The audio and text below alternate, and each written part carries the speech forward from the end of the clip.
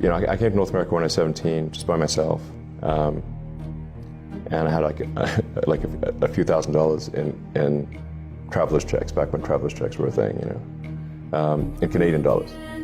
I landed in Montreal. I have some family in Canada, and my mom's uncle lived in Montreal, but like we didn't even know his phone number, so I landed in Montreal, and my mom says, "Oh, I just got a letter back from my uncle, and he's in Minnesota or something." So I'm like, "Oh, okay, I don't know what to do now."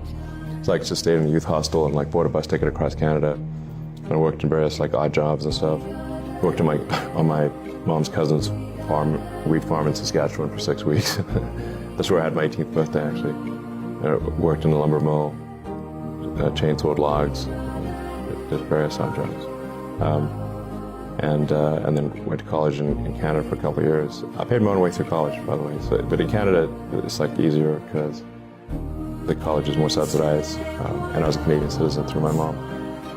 So, and I got some scholarships and loans and stuff. And then I applied to the University of Pennsylvania, and didn't think I'd be able to go because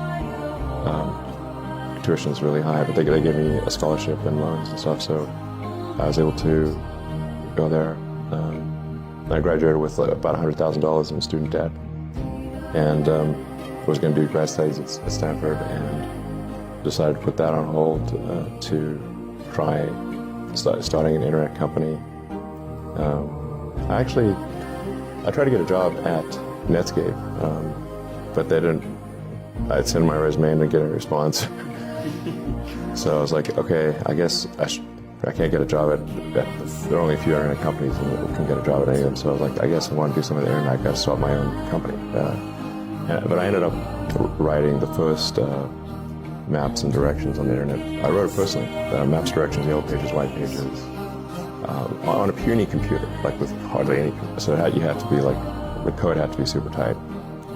I even have some patents on like maps and directions and yellow pages and white pages and stuff from ages ago.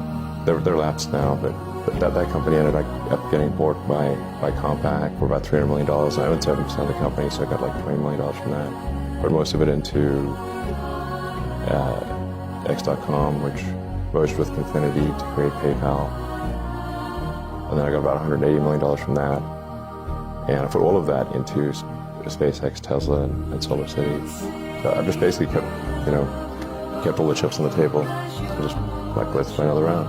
And most people take the chips off the table, or at least some of the chips. And then SpaceX and Tesla ended up being valuable, and